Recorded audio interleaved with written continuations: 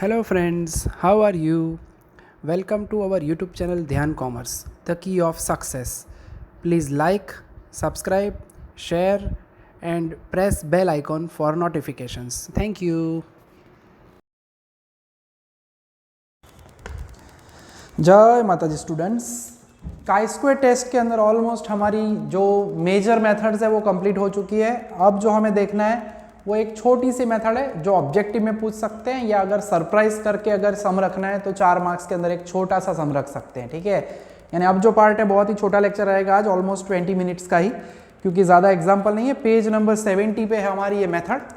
Variance से related part observe करना है, यानी मेथड का जो नाम है वो है to test the specified value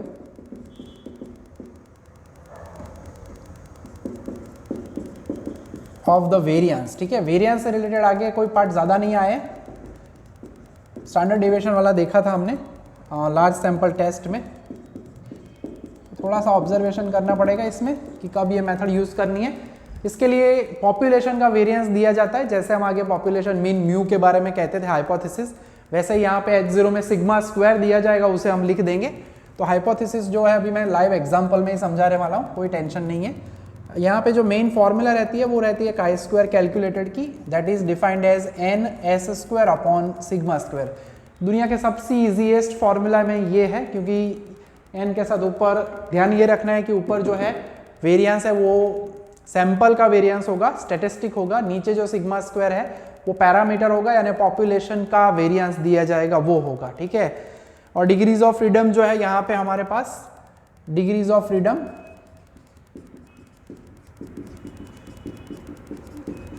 notation में हम उसे v कहते हैं। ठीक है, that is defined as simply n-1।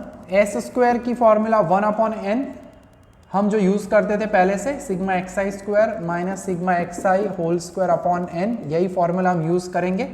And कुछ केसेस में डायरेक्ट फॉर्मूला दी जाती है, तो 1/n sigma xi minus x bar का स्क्वायर, ये फॉर्मूला भी हम कभी यूज कर सकते हैं डिपेंडिंग ऑन द एग्जाम्पल। ठीक है, तो जिस तरह से एग्जाम्पल दिया जाए उस हिसाब से।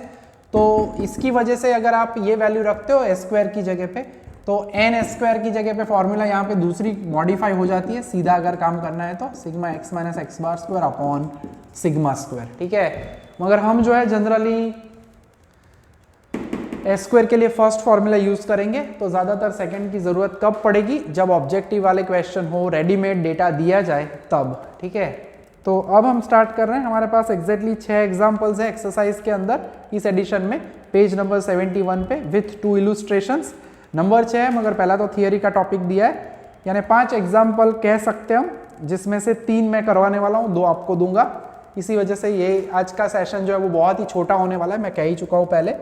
चलो सबसे पहले हम एकदम प्यारा सा सम लेते हैं, और वो है सम नंबर 5, जिसमें सब कुछ रेडी मेड दिया गया है। ठीक है, सब कुछ रेडी मेड हो तो फॉर्मूला रखो, वैल्यू लाओ, और एक्सेप्टेड रिजेक्टेड का कॉन्सेप्ट तो वही है।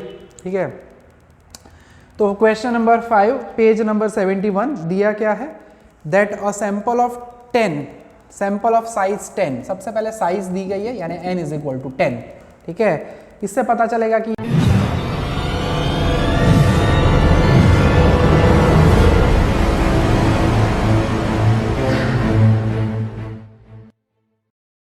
Hello friends, how are you?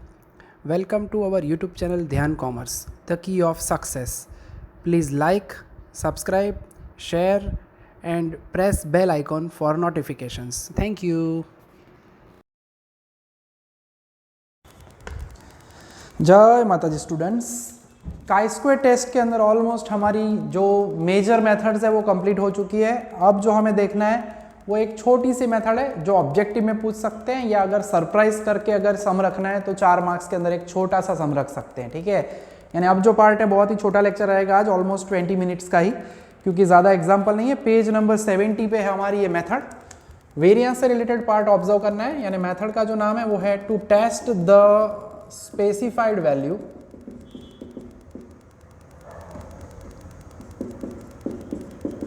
Of the variance. ठीक है, वेरिएंस से रिलेटेड आगे कोई पार्ट ज्यादा नहीं आए। स्टैंडर्ड डेविएशन वाला देखा था हमने लार्ज सैंपल टेस्ट में। थोड़ा सा ऑब्जर्वेशन करना पड़ेगा इसमें कि कब ये मेथड यूज करनी है।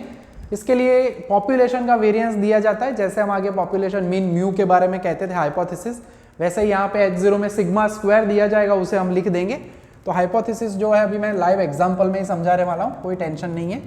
यहाँ पे जो मेन फॉर्मूला रहती है वो रहती है काई स्क्वायर कैलकुलेटेड की, that is defined as n S square upon sigma square. दुनिया के सबसे ईजीएस्ट फॉर्मूला में ये है, क्योंकि एन के साथ ऊपर ध्यान ये रखना है कि ऊपर जो है वेरिएंस है वो सैंपल का वेरिएंस होगा, स्टैटिस्टिक होगा, नीचे जो सिग्मा स्क्वायर है वो पैरामीटर होगा, यानी पॉपुलेशन का वेरिएंस दिया जाएगा वो होगा, ठीक है। और डिग्रीज ऑफ फ्रीडम जो है यहाँ पे हमारे पास degrees of freedom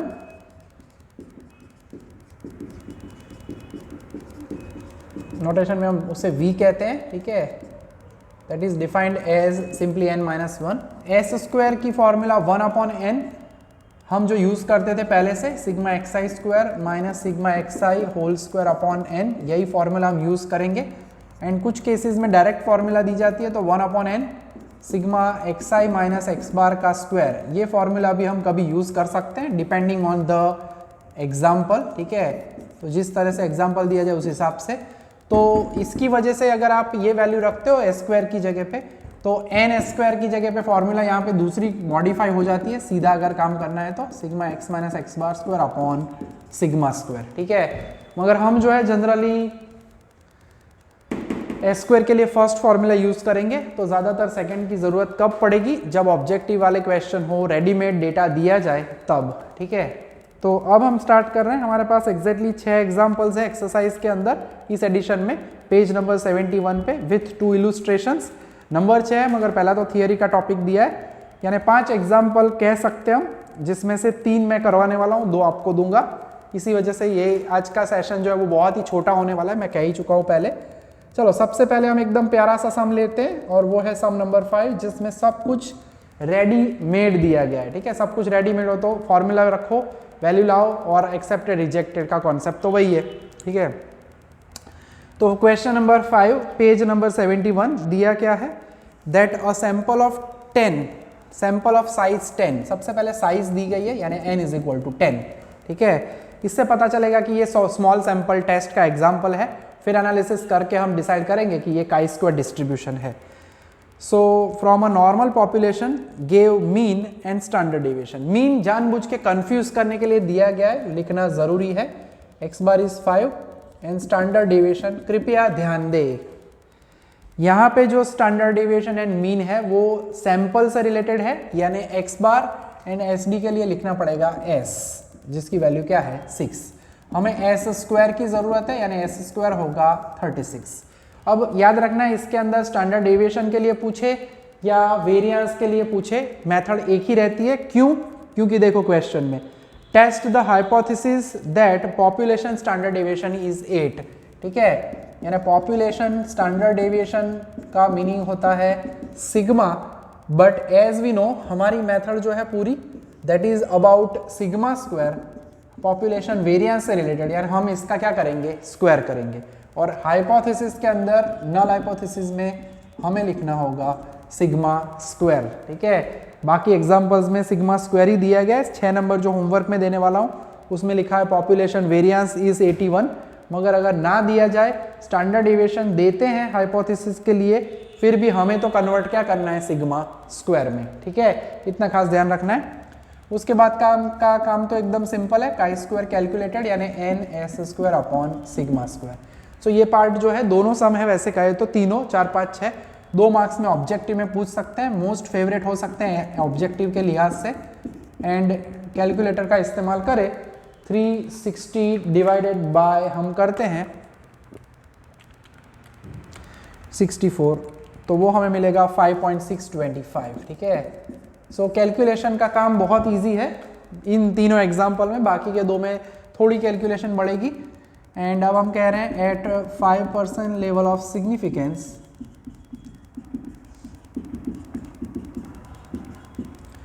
for degrees of freedom, short में नोटेशन यहाँ पे एग्जाम्पल में यूज करें तो चलेगा, यानी 10-1 यानी कि 9। तो काई स्क्वायर टेब्यूलेटेड ढूंढने जाना पड़ेगा, आई मीन बाहर नहीं जाना है, page last second last page पे है। 9 के लिए है 16.92 एंड नेचुरली आप ऑब्जर्व कर सकते हो 5 इज लेस देन 16, देयरफॉर हम कह सकते हैं chi square calculated is less than chi square tabulated and hence therefore H0 is accepted. H0 is accepted का मीनिंग होगा therefore population variance is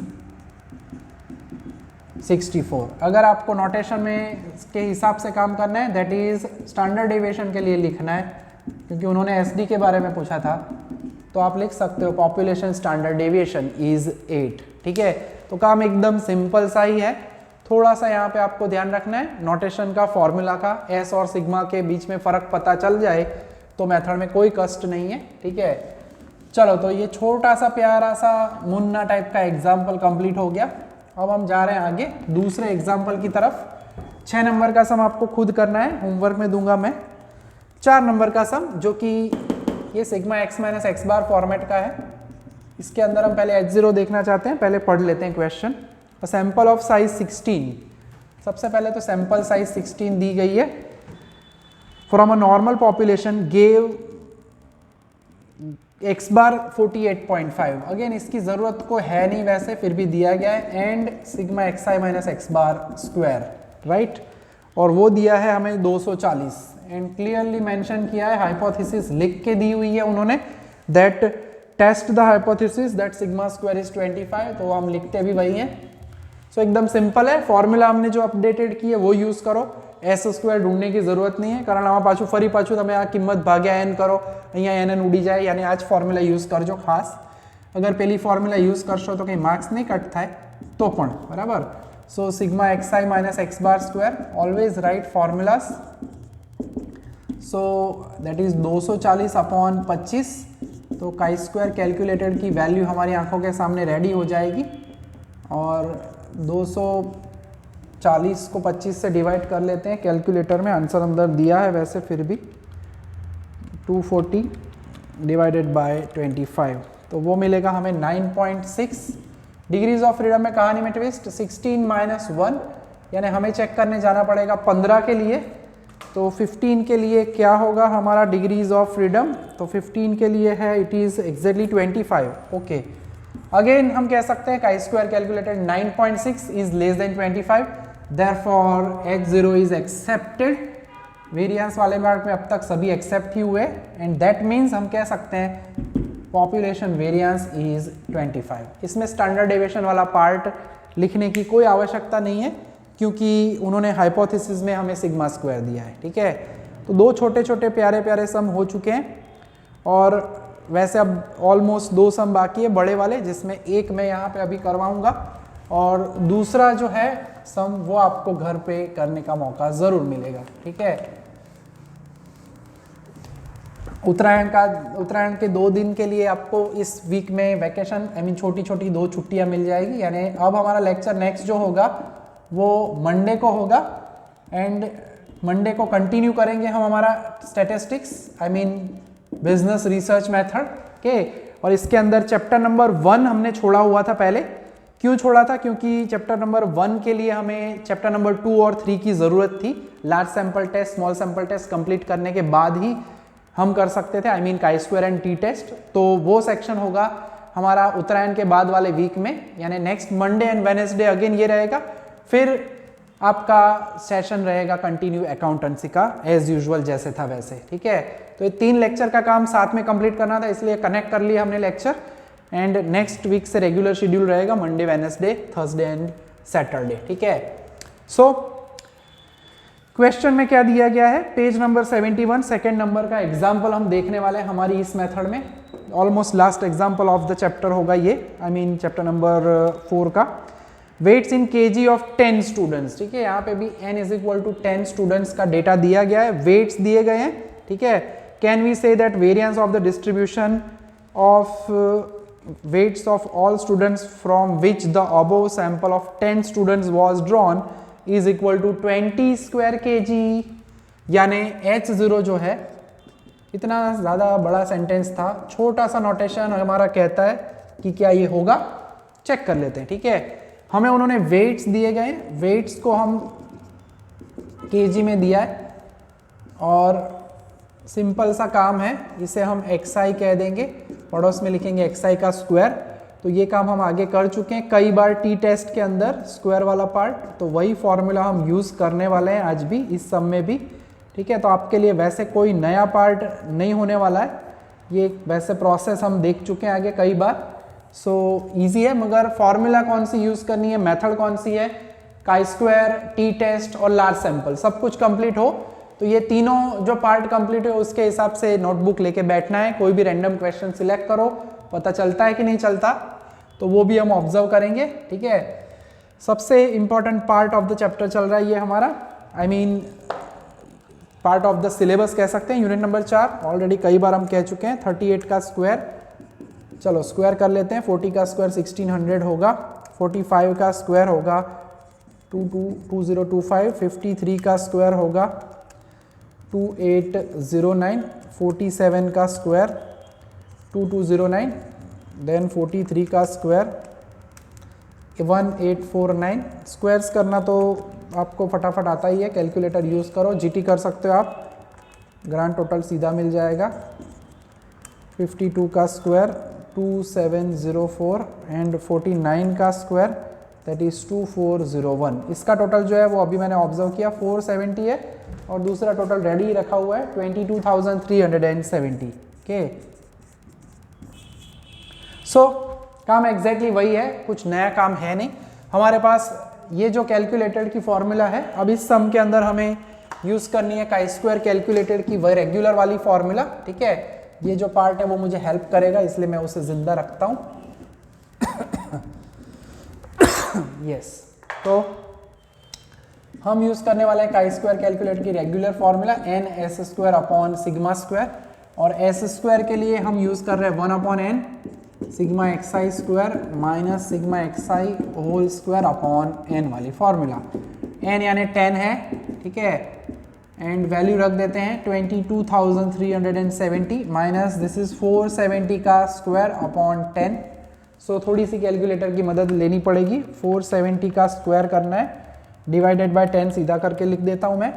so 1 upon 10 this is 22,370 minus 22,090, difference निकाल लेते हैं, 22,370 में से माइनस करें तो it is exactly 280।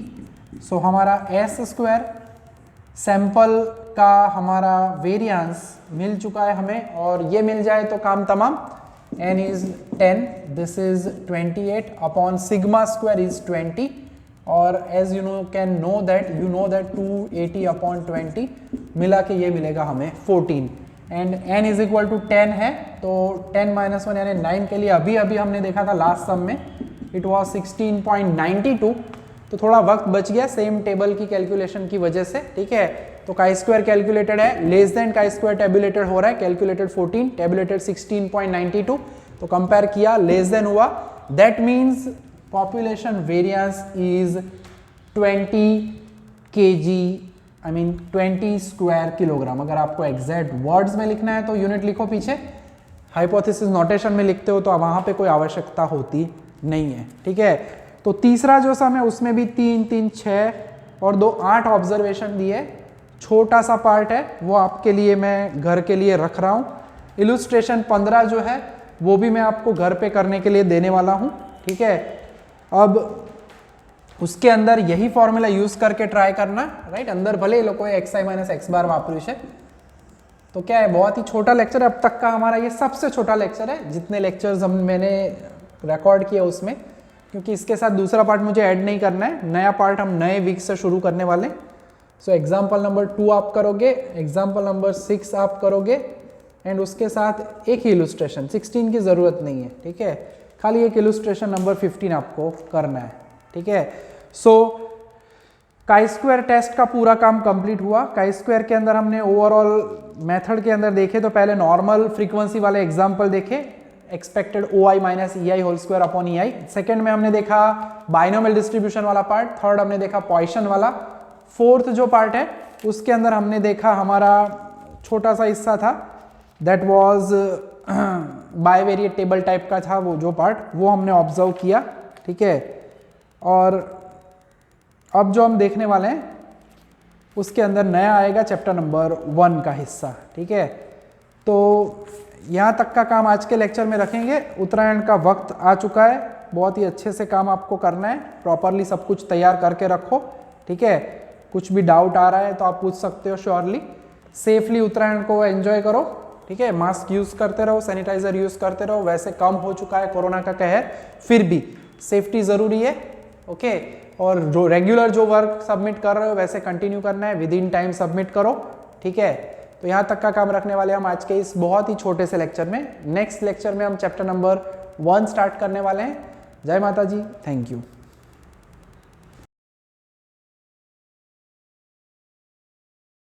Please like, subscribe, share and press bell icon for notifications.